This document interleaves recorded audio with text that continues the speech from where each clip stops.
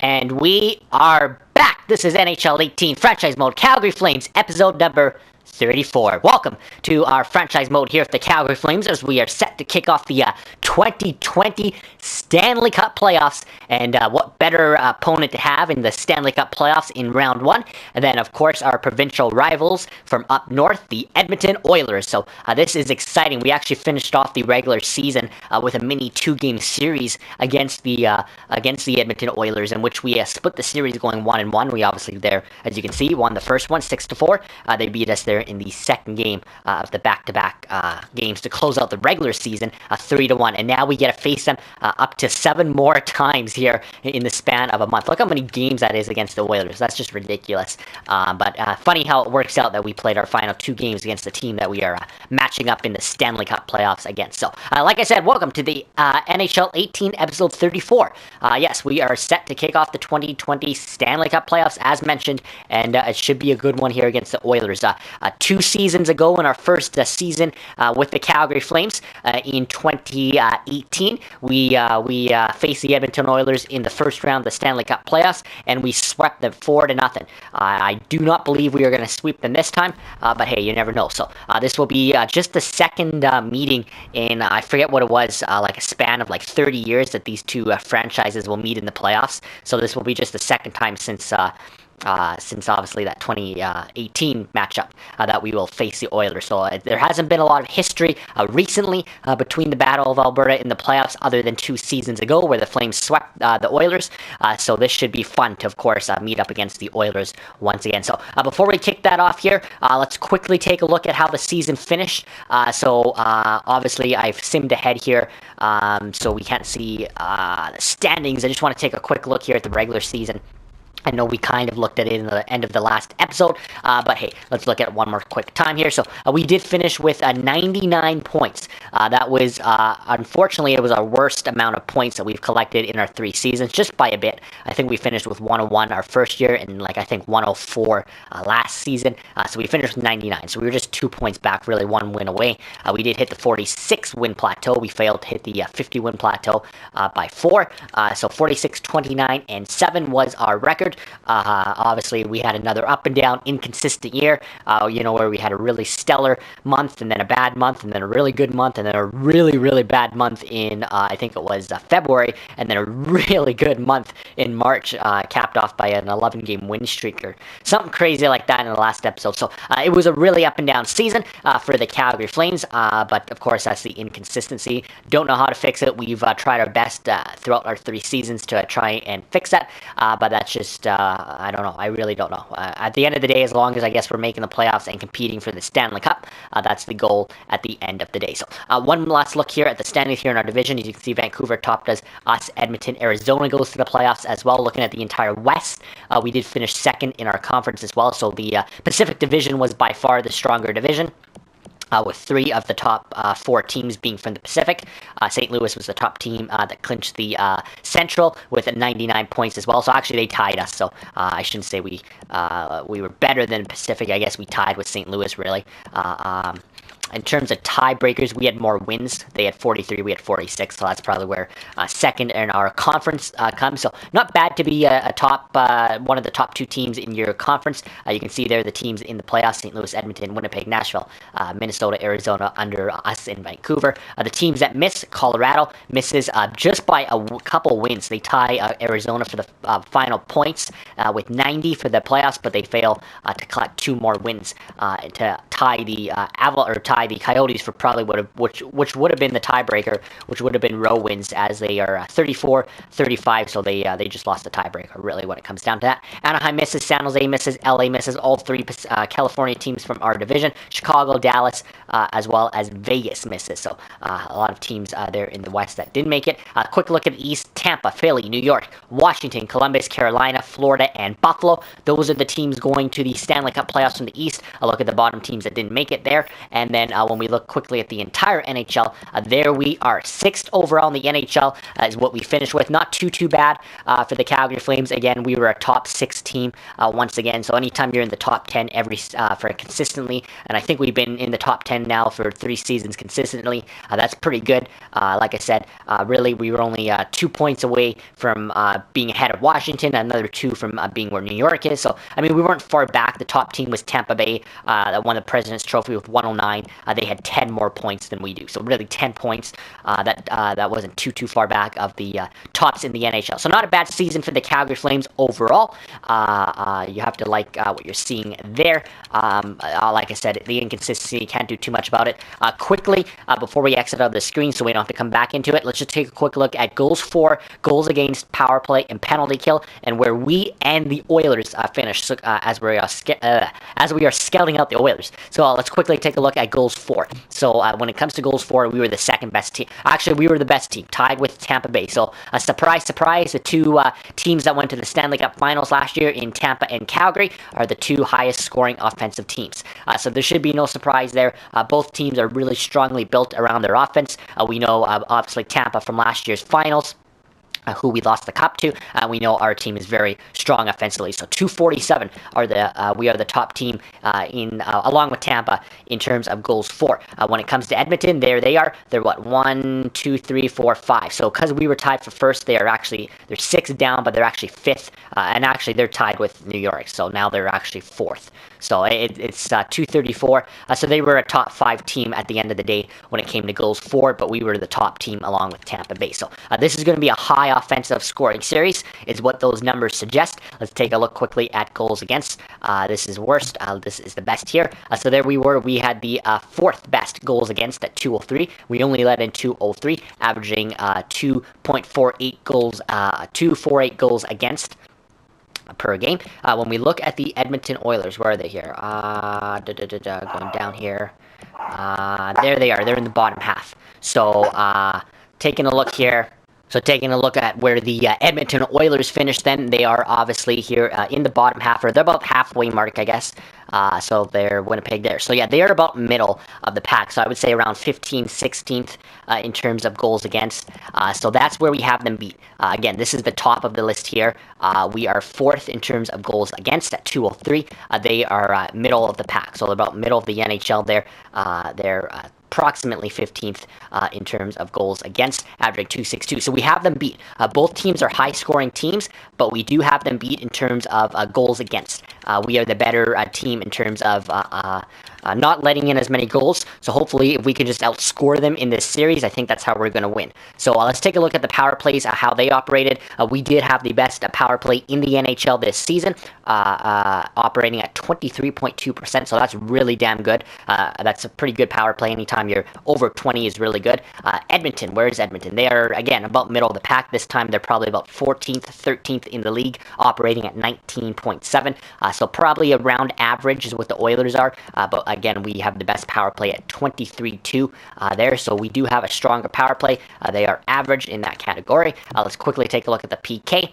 At the PK here, just taking a look here. I see us. We are here. So we're about 1, 2, 3, 4, 5, 6, 7, 8, 9, 10. We are 10th in the NHL in PK. 83.3. We're actually tied here with Florida. So if you want to go 9th in the NHL. And again, looking at the Oilers down here. Where are they? So they are officially in the bottom half. Yes, they are. They are one of the bottom teams. 1, 2, 3, 4, 5. 5 from the bottom at 77.7. So they have a very weak PK. We have a slightly okay PK, I guess, pretty average PK, being 9th from the top, but they are 5th from the bottom when it comes to the PK. So our power play is the best power play in the NHL. Their PK is one of the worst. I think if we win the special teams battle, I know it's cliche and I know we say it every time, but if we win the special teams battle, especially on the power play here, if we can get our power play going, we clearly have them beaten in this series, and if we just outscore them. So it's really going to come down to offense at the end of the day in this series against the Edmonton Oilers. So that's just a quick look at there. I just wanted to look at that because we're going to dissect where we and the Oilers are going into this series as we get going here. Quickly, because we did not look at it in the last episode, let's just look at the player stats. We're going to obviously look at Edmonton's player stats, but let's look at our own quickly, where our players finished this season. season. 88 points for Johnny Gaudreau. He did lead the team with in that category, 88 in 82, plus 29. Really good season once again out of one of our superstars. Our other superstar, John Tavares, 82 and 82. So slightly down from his totals from last year with us in his first season, which was last year. In his second full season, though, he still doesn't disappoint. He goes exactly a point a game, 31 goals, 51 assists, and 82 points in 82 games. So very impressive. Plus 30. Him and Gaudreau, I mean, pretty much identical stats, identical. They are our top two players, obviously, by far. Gaudreau did have a couple more goals, than Tavares. It looks like Johnny Gaudreau led us in the goal department with 36, 4 shy of the 40-goal plateau. When we look at the other member of that line, the third member of that line, 64 points for Blake Wheeler in his first full season as a Calgary Flame, or first season overall, 64 in 82. That's exactly what we expected when we went and got him the past off season. We expected him to be a 50 to 60 guy, a 50 to 65 point guy, really, and he was that. He was 64 points, 25 goals, so he chipped in, over 20 goals, over 60 points. That's all we could ask out of him. Plus 13, and he stabilized that top line. So Gaudreau, Tavares, and Wheeler came in. When we went out and got him in the offseason, we wanted to bring him in to be that top line right winger, to really address that spot and stabilize that line. He did exactly that while still putting up the points. So I can't be disappointed. Really good season for Blake Wheeler. Happy to see that. I think that was a good move by us to get him in free agency. And then there's Sean Monahan. Another really good year for him. 64 points again. I think Monahan's just averaged around that, 19 goals, 45 assists. But yeah, you can see here his stats. Obviously, he had a bit of a down year his first year with us. In our first tenure with him, he only had 52 points. But since then, 60 points and 64 points. So he's consistently been a 50 to 65 point guy his entire career. Yes, he isn't putting up the goals that he once used to. Just 19 this year, just 14 last year, 18 the year before that. So he's struggling to even get to the 20 goal plateau. But as a second line center, and don't forget that's what he is now that John Tavares is in the fold. Don't forget he hasn't played with Johnny Gaudreau all season long, and he's still put up 64 points. So that's really good to see. A lot of people thought it was just because Monahan was playing with Gaudreau. That's why he was putting up all those points and all those goals. He's still getting it done on the second line without Johnny Gaudreau. So that is good to see. 64 points. That's a really good amount from your second line center. Plus 12 as well, so he stays in the plus categories. Dougie Hamilton, our top defenseman, 57 points, so he almost hits the 60-point plateau. Once again, I think last year he led the league in assists by defenseman. I think he had something crazy like 55. This year he has 49, so he's one away from 50. 8 goals, 49 assists. Really good to see. Jake Bean, he was our big off-season acquisition on the blue line. Really impressed. I'm so glad we went out and got him. When we got rid of Travis Hamonic in the offseason, I was really worried who would step up and replace Hamonic in the depth chart. So not only did we get somebody to replace Hamonic in the depth chart, we got somebody to replace Mark Giordano's production. We'll get to him in a second because he's down there on the list. But Jake Bean has really stepped up. As Mark Giordano, our captain, has declined, Jake Bean has taken over his duties in terms of points. He puts up 13 goals and 37 assists. He hits the 50-point plateau in his first season as a Calgary Flame, the Calgary native. That's really good to see. But again, look at that. Low elite, 21 years of age. He's already 85. This is an absolute stud. I still can't believe we found a way to pry this guy out of Carolina. He looks to be like one of the top defensemen in the NHL for years to come, along with Dougie Hamilton. So you have to be impressed with both Hamilton and Bean. Brody has had another good year, 47 points there in 82 games, 11 goals. Eric Holla came in, and I forget what he had in terms of points with Vegas. So don't forget, he put up a lot of this with Vegas, so we're not going to fairly judge Eric Holla. I really, I haven't even checked what he put up with us in his time. I didn't do the calculations, but I don't think he put up too many points. I don't remember seeing him put up too many points with us in his short time with the Calgary Flames since the trade deadline. But hey, he is a good depth player for us. We're glad to see. Hopefully he can step it up in playoffs, so that's what we need. James Neal, 42 points. So not bad. He's on that second line. Probably would have wanted him closer to 50 points. He does put up 28 goals, however. So Monahan and who's the other member of that line? Tkachuk. Monahan and Tkachuk did not put up the goals on that line, but James Neal clearly did. Kind of disappointed in Matthew Tkachuk as well. Only 39 points. Again, this is another guy that could be closer to 50 points a season. Let's just take a look here at his stats. So yeah, last year, actually in his first season with us, 59. So he basically hit the 60-point plateau in his first season. Last year, he declined and hit the basically hit the 50-point plateau. This year he declined again by 10 and basically hit the 40 points. So he's gone down 59, 49, 39. He's gone down 10 points each season. So that's a little alarming, excuse me. Obviously, you don't like to see that. He also only went 0 when it came to plus minus after going plus 19, plus 25. So he had a really down year. I'm not sure why he played the full season. He wasn't injured. He is 88 overall, medium elite. He is listed as a top line forward. So I'm really not sure why he had such a poor year in terms of offense. That is not Matthew Tkachuk-like numbers. 8 goals, 31 assists, 39 points. Like I said, by far a career worst for him. So I'm not sure why. Neal, like I said, probably could have had a better year as well. And then Monahan. So I wonder if we maybe look at that second line going into next year.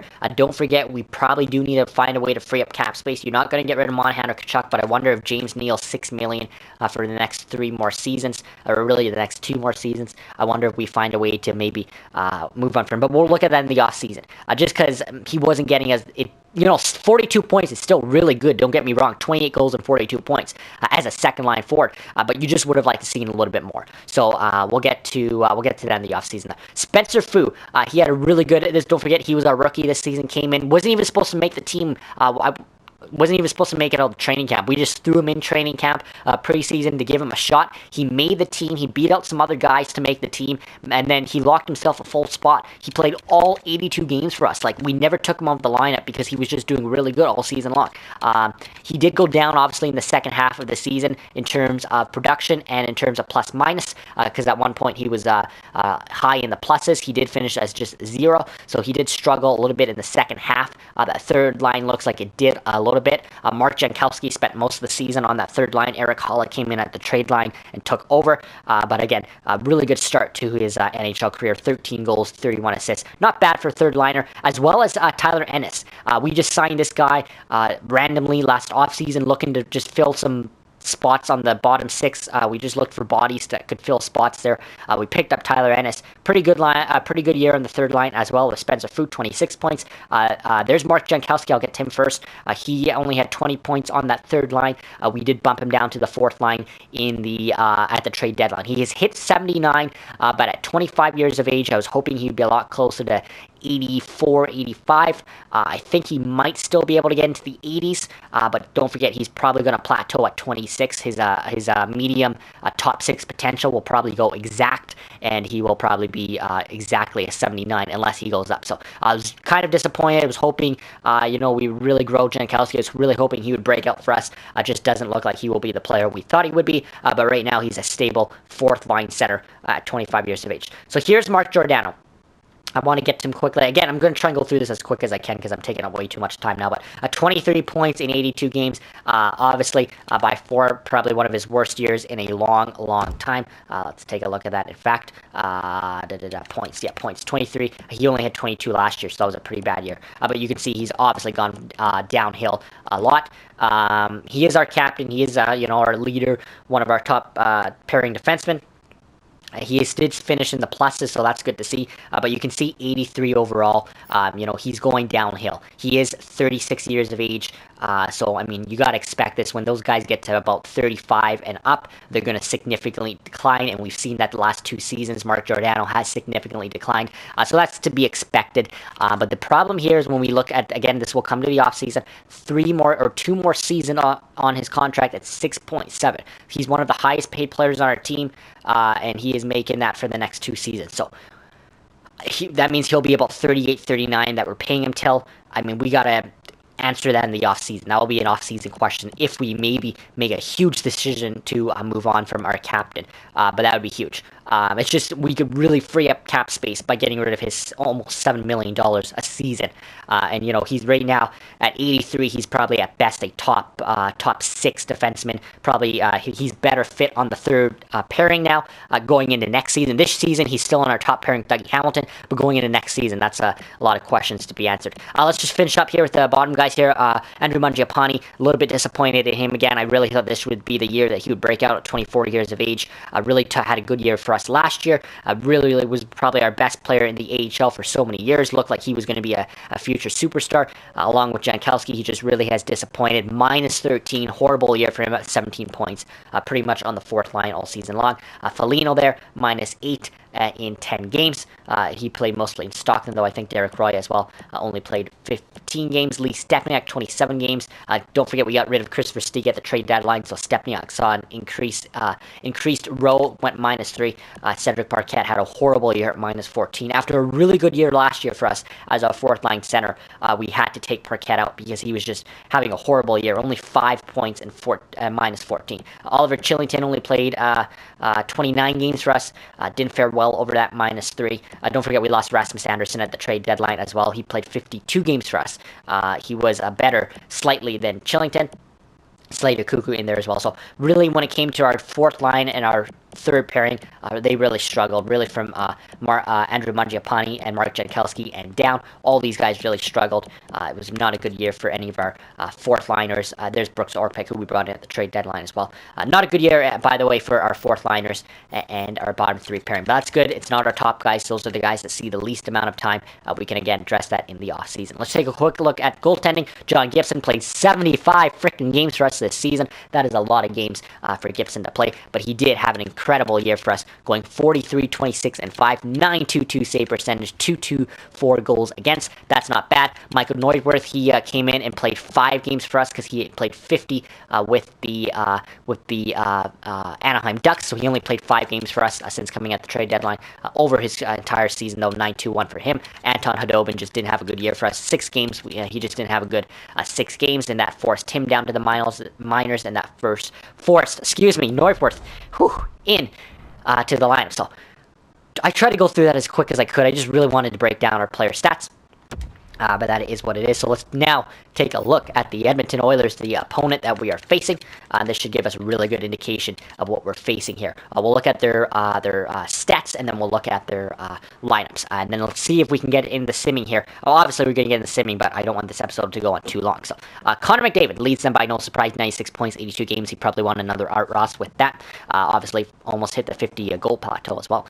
68 for Oscar Klefbom, 63 for Milan Lucic. So you actually here, let's do this. Let's go by forwards first. McDavid, Lucic, and Draisaitl, they're top performers, all 60 points plus, obviously 96 for McDavid. I bet you Lucic is with McDavid because he's the left winger. Draisaitl, I wonder if they're playing him on the wing. Strome up there. So they have a lot of guys above 50 points. Again, they are a highly offensive team like we are, so this is expected to be a very high offensive series. 55 for Strome, 54 for Nuge, 47 there for Jesse Puljujärvi, and then Drake Kujula. So they are really well spread out, even when you get down to their depth guys here, like even like Riley Nash, 18 points, Jordan Marnook there with 25. I mean, they got guys performing down here pretty well. Minus 23 for this guy, Eric Cornell, so that's something to watch. He's probably in the fourth line, Jordan Nolan, as well as Brad Malone, but just a look there at their forwards, but they're obviously another heavy offensive team, just like we are. Looking at their defense, another good year for Oscar Klefbom, plus 19, 68 points. He's probably on there with Adam Larson, who had 26 points, 18 for Andrei Sekera, Paul Martin, Darnell Nurse, and then Chris Russell and Jakob Kindle round out their defensive core. In terms of points, Peter Budaj and Antti Niemi are the two goalies they're going with. Peter Budaj is only a 76. Antti Niemi is only a 76. That's probably why they had the 6th worst goals against in the NHL. They do not have a number 1 goalie. So with that, let's look at their lines. But yeah, we definitely are favorited in this series, and we definitely should have the upper hand. But because they don't have a goalie. But I think it's going to be a close series still. It always seems to be, especially against your arch rival, the Edmonton Oilers. So Let's take a look now at, at their lines here. So let's go down to Edmonton, then we'll jump right into simming this series. So there's Lucci, Connor McDavid, Jesse Puljujärvi. That's what I predicted, that Lucci was with McDavid. Puljujärvi has gone up to an 87. Again, good year for him as well. Can't see his stats there, but good year for him as well.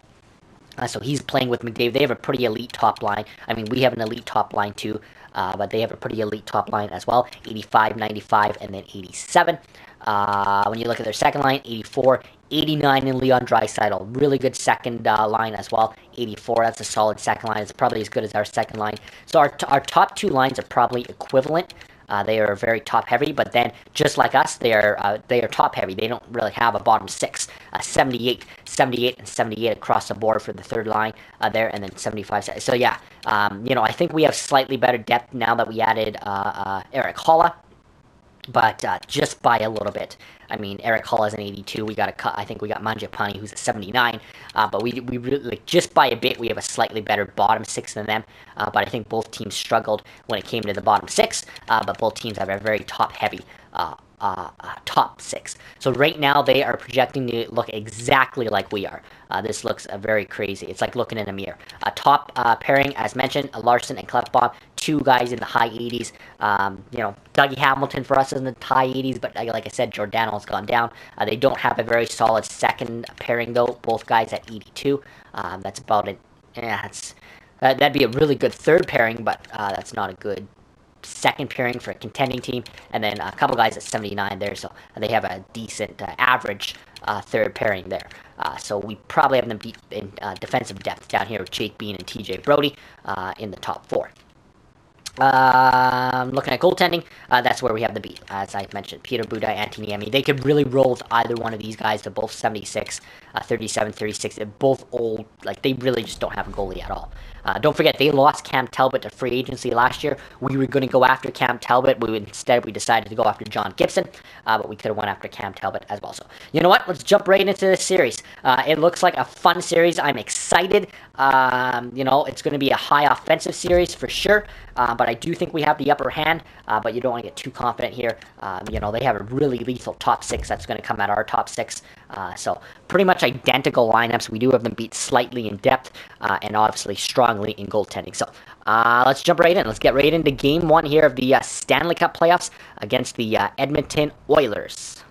So just quickly, I want to jump in here and just make sure our lines are set. I didn't even look at our lines because I didn't think we needed to, but just make sure everything's set. So yeah, there's a top line there, as mentioned, second line. So yeah, you can see we do have them slightly beat here in depth. Again, Mangiapane's playing down here, but he did have a bad year. Jankowski's a 79 too, so we do have the beat slightly in depth. Let's just quickly look at our defense here. Everything's fine. We'll roll Chillington and Orpik to start the playoffs.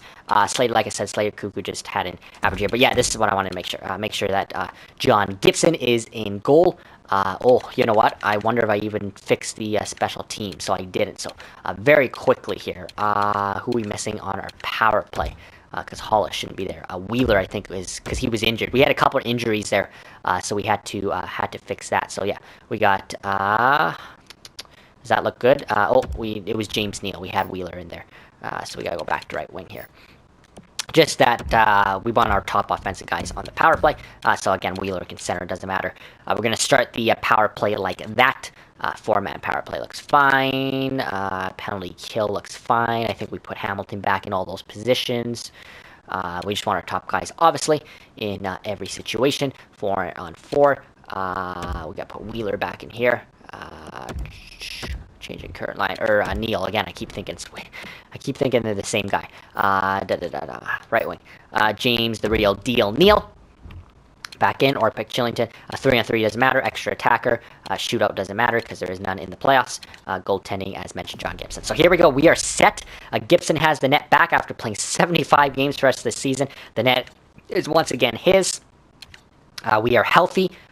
Touch wood, we are healthy going into the playoffs. Hopefully we do not run into any injuries, because that would be massive. I think that would be massive for any team. But yeah, let's jump right in. Game one. Let's get going. I'm excited here. Flames, Oilers. We have home ice advantage, so this should be fun. Expecting a very high offensive series. So here we go. First period of game one.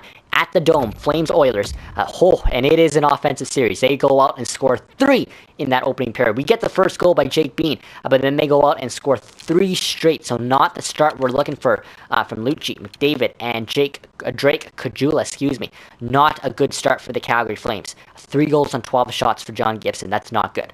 Shaky start here to game 1. Can we come back here in period number 2? We get one, but they get one from McDavid.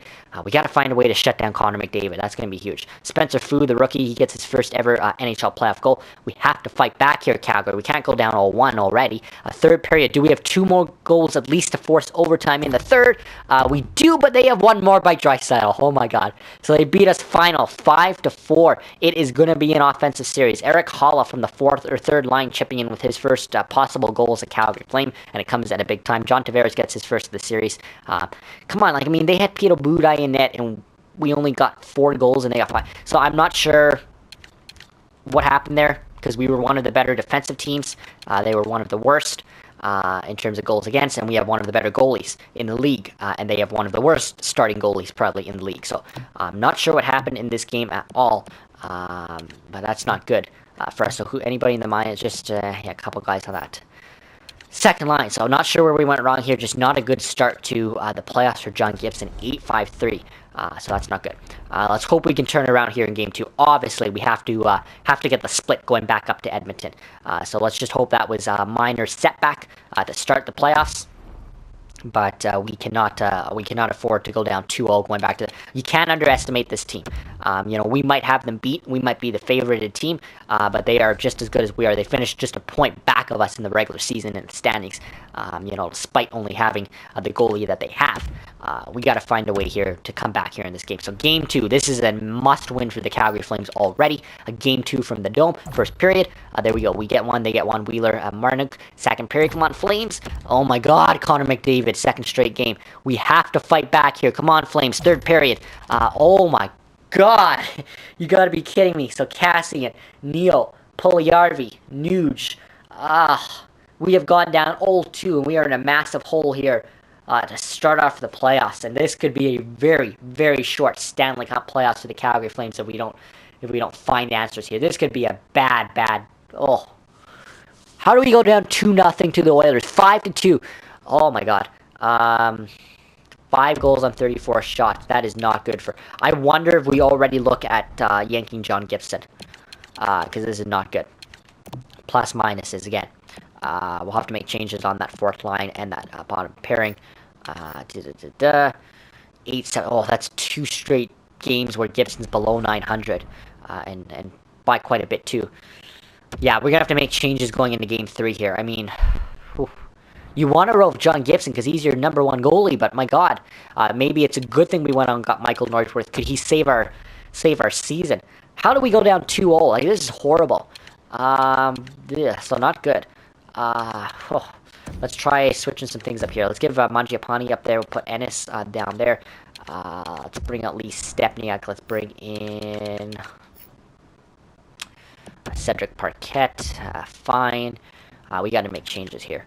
We'll put out the rookie and Oliver Chillington. We'll bring in Slater Cuckoo along with Orpik. I mean, we got a veteran down here. Like, what are you doing, defensive defenseman and Brooks Orpik? You guys should be better than that on the third pairing. I haven't even been paying attention to special teams. I'm not sure how our power play's been doing, but you know what? Let's switch that around. Let's just go back to our set lines as it is. 89 and Neuwirth is.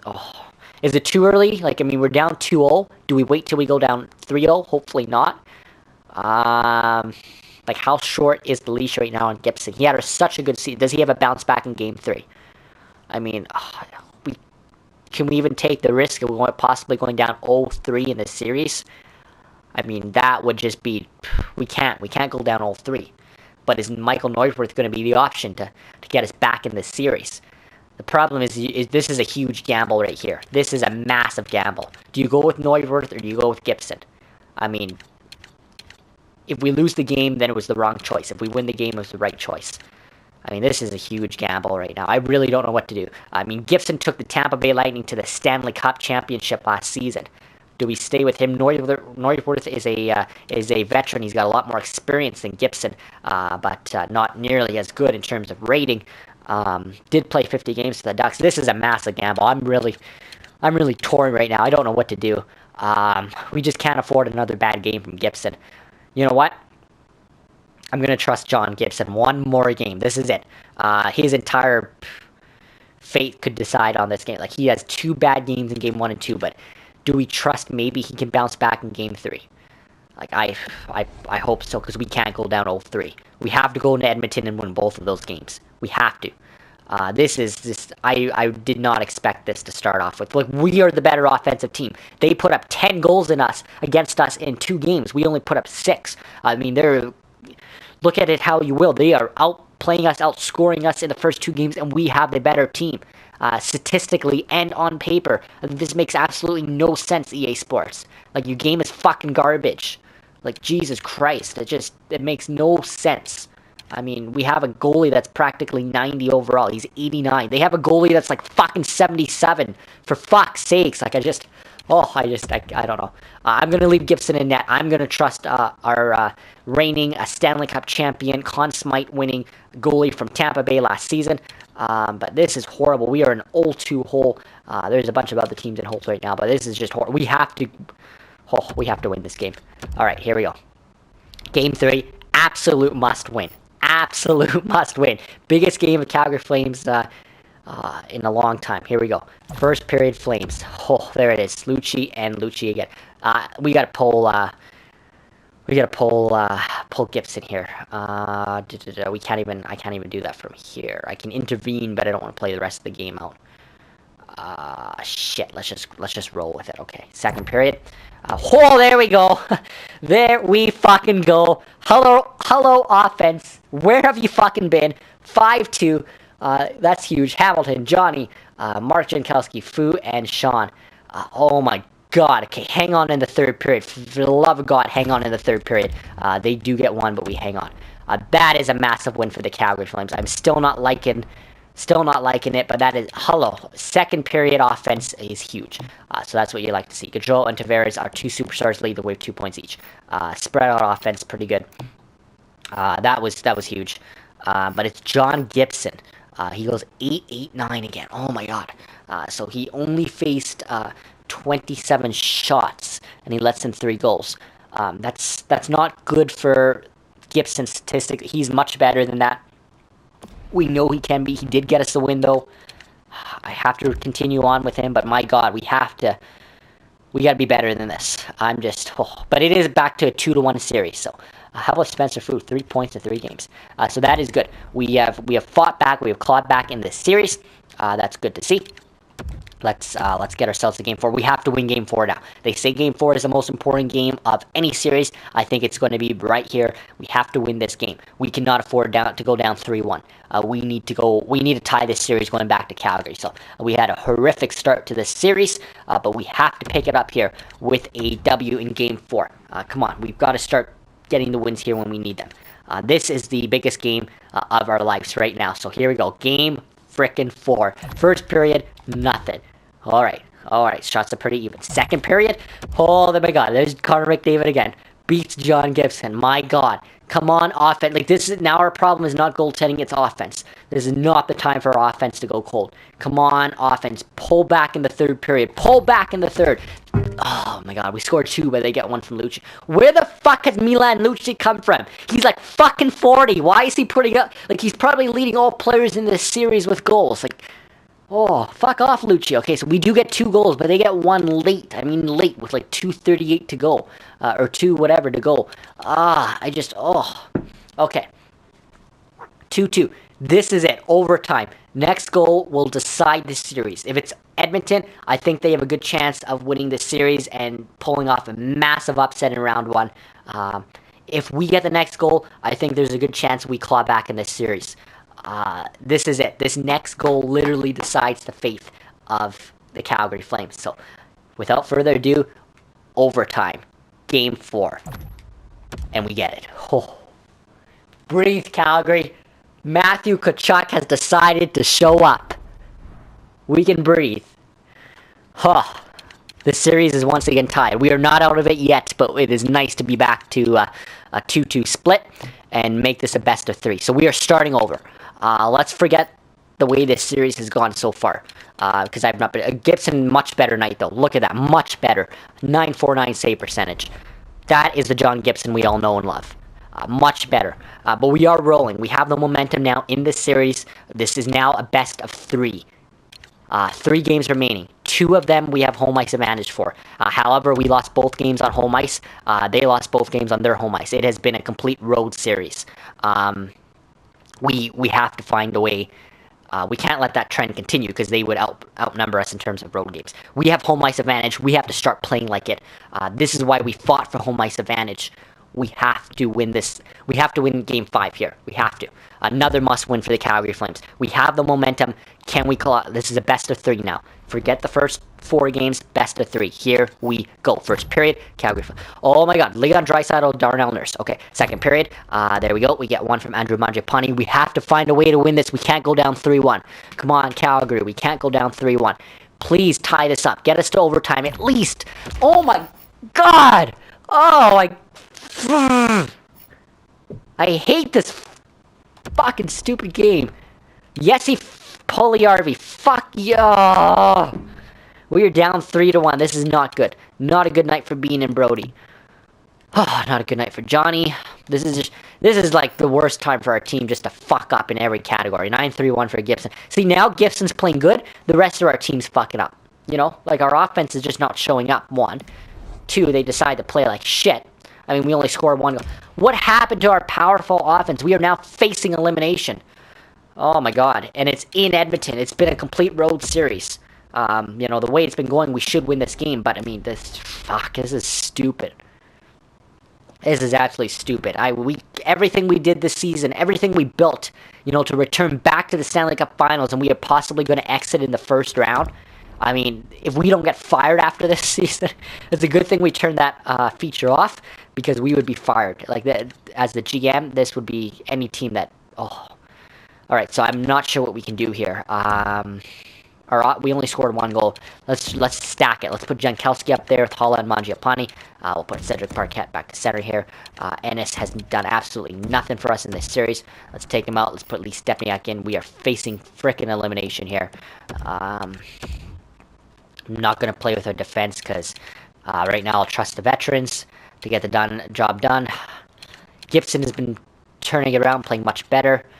We haven't looked at, because we haven't been doing real-time sims, so that's why we haven't looked at our power play. Shit, we need goals. So let's take a look at our power play. Normally I don't do this in series, but we have to find a way to turn this around, because this is horrible. Like, I can't believe this. Down 3-1 to the Edmonton Oilers. Oh my God. Okay, team stats here. Just taking a look here at the power play. All right, power play in the playoffs. So their power play is operating at a nice 36.4%. They have had a really good power play after having a pretty average power play. Ours is just a little bit below them. Well, not a little bit below them, but way below them at 18.8. So that's the problem. Our power play has struggled. Only 3 power play goals on 16 attempts. All right. Let's switch that up. Like I said, whoever wins the special teams battle in this series is going to win the series. Edmonton is so far winning the special teams battle. It is only fitting that they win this series the way it is going. And it sucks because we had the better personnel, we had the better team, we had the better everything, and it. You know, we were pegged to go back to the frickin' Stanley Cup Finals, and this is the way it's going to end. This is brutal. Let's put Brody up there. Just try switching some things around. Let's put Monahan back up there. Wheeler back there. Chuck, Neal. Like, I mean, these are all our big boys here, so we're going to leave out the same people. We're just switching around the unit on the power play. I hope that it gets it done. But we are just... We got to claw back. We only need to win 2 more to win the series. The problem is they only need to win 1 more. So let's get right into it. Let's get into Game 6. We are facing elimination much earlier than I thought we would in the Stanley Cup playoffs, but we are. That is the bottom line. This is it. This game literally decides our season. Here we go. The Edmonton Oilers have a chance to pull off the upset and move on, and we have a chance to go home and completely fucking get fired. So this could be fun. But no, let's think positive here. We can get this to 7th game back in Calgary. Come on, Flames. First period. There we go. That is a start. Johnny Gaudreau, James Neal. It doesn't say if either of them are the power play, but that is a good start for the Flames nevertheless. Second period. Please hang on, Flames. We do get 1, but they get 2. My God, we can't allow these goals. When we go up 3-0 on the Matthew Tkachuk goal, we got to stay 3-0. This is not good. So we do have the lead heading into the final 20 minutes, possibly, of our season. Possibly, and I hope not. But we have the 3-2 lead. Do not fuck up in the third period, Calgary. Please hang on. And we do. We hang on for the 3-2 win. So that is a lot closer than I would have wanted. But we have forced a 7th game. I was not expecting this series to go to 7. I certainly wasn't expecting us to sweep the Oilers again. But my God, I definitely wasn't expecting this to go to 7. And I wasn't expecting us to force it to 7. So 9-2-9 for John Gibson. John Gibson has finally showed up. It took him, unfortunately, 2 games into the series before we got to see the real John Gibson. But it is nice to see that John Gibson now, in 4 straight games, has played much better than those first 2 games. So let's get right up to Game 7. I hate Game 7s. They're just so nerve-wracking. I can't believe we have to play in a 7th game already. It's been a road team series. Every game, the road team has won. We've got to end that streak right now because we are the home team. And we need to use the sea of red behind us, the home ice advantage. We won the Western Conference Championship last year. We should be competing for a Stanley Cup. We can't go home this early. Come on, Calgary frickin' Flames. Let's not go home. Game 7 against your provincial rivals. Let's win this game. Please, Calgary. Please, for the love of God. This is the most important game ever right now. Please, I don't want to go home in the first round. First period. Oh my God, they scored. Connor McDavid, of course. I should have predicted that. 1-0 Oilers. We can still fight back in this game and in this series. Come on, Calgary. Not out of it yet. Second period, nothing. Okay, 20 minutes. 20 minutes, that is it. That is all. Please, our offense has absolutely just not shown up once again. I can't believe this. Okay, this will be the biggest fail if we exit in the first round here. 20 minutes. That is it, Flames. Please fight back in this series and in this game. This is it. Everything on the line. Let's just do it. Third period. We've tied it. John Tavares has tied it. We're going to overtime. I still can't breathe yet. John frickin' Tavares. That is huge. This is a Game 7 overtime. There is nothing bigger in sports than Game 7 overtime. Everything on the line. All the marbles are on the table for both teams. This is it. Calgary, Edmonton, the next goal moves on to the second round. Next goal, excuse me. Will it come from the Sea of Red and the home team, or will it be the upset of the Edmonton Oilers? Not really an upset, I guess, if they finished 1 point below us, but still, it would be an upset. I mean, we cannot, for us, I'm not thinking about Edmonton, but for us, we cannot go home because there will be such a backlash going into the off season. Basically, like I said, we would be fired. Realistically, we would be. But I mean, going into the off season, I mean, we can't think of that yet, though. We still have the opportunity to win this series off of one more shot. We just need 1 goal, and we just need to get it before Edmonton scores. Here we go. Game 7, overtime, winner moves on.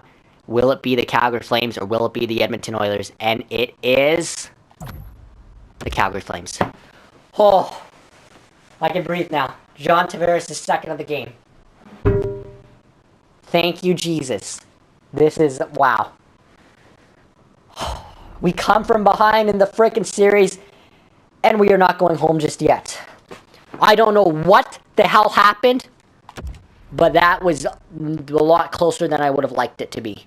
At the end of the day, we come back in stunning, and I mean absolutely stunning fashion to win this series. Mark Giordano gets injured till the 30th of April. So I'll just fill his spot for now. We'll look at this going into that. I'm going to end this episode here because I don't even want to play anymore. This is stupid. I can't believe it went that long. I'll fix the lines in the next episode. I'm just putting Chillington in there now. But we have moved on. Oh, fun. We get to face the Canucks now. We get to face the top team in our division and conference, and we get to face another arch rival nemesis in the Vancouver Canucks. So from the Oilers to the Canucks, obviously, It's not going to be fun, but that will be in episode 35. Will be round 2 against Vancouver. They are the better team, so we will be the underdogs going into this next series. But I just can't believe that Edmonton took us to 7 and was actually the better team throughout the 7 games, really, when you looked at it. We fucked up in so many areas in the first round, but hopefully that was just a test for us. Hopefully we can move on from that. So I'm going to end this episode here. I don't know how long it's been going on, but let's end it. We have beat the Edmonton Oilers in round 1 in 7 games in overtime off the stick of John Tavares. That was just crazy. That was a crazy round, but I'm happy that we are moving on. That would have been a massive disappointment if we exited in the first round. But we have a huge second round to get to against the Canucks. So let's end this episode here. We'll pick it up in episode 35.